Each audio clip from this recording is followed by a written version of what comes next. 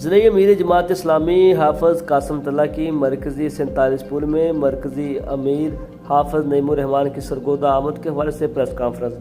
हज़ारों तलबा तालिबात के लिए बड़ी खुशखबरी। जमात इस्लामी की जानब से लोगों को रोज़गार की फराहमी और हुनरमंद बनाने के लिए बनो काबिल प्रोग्राम का आगाज़। तफसीलात के मुताबिक अवैस कासिम तल्ला का उसामा एजाज, मियाँ इनामुल हक कैसर, इमरान हसन अवान और दीगर रहनुमाओं के हमरा प्रेस कॉन्फ्रेंस करते हुए कहना था कि जमात इस्लामी के विज़न के मुताबिक पाकिस्तान के कई शहरों में अवाम को हुनरमंद बनाने के लिए खिदमत फाउंडेशन के ज़ेर-ए-इत्मीनान बनो काबिल प्रोग्राम का अहतमाम किया जा रहा है, जिसमें मुख्तलिफ नौइयत के कई कोर्सेज शामिल हैं, जिसका बाकायदा आगाज़ 17 अक्टूबर को मरकज़ी अमीर हाफ़िज़ नईमुर रहमान क्रिकेट स्टेडियम में करेंगे, जिससे नौजवान मुस्तफ़ीद होंगे, रोज़गार के नए मौके फराहम होंगे।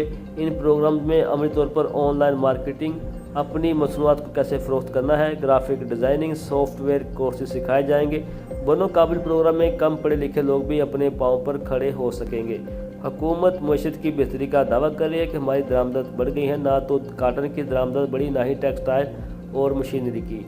ये जो एक्सपोर्ट बढ़ी है IP और बराह रास्त काम करने वालों की वजह से बढ़ी, मगर ये हुकूमत अपने खाते में डालती है।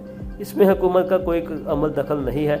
अगर हम सब मिलकर काम करें, ये एक्सपोर्ट 20 बिलियन तक जा सकती है और हमारे लोग भी हुनरमंद होंगे।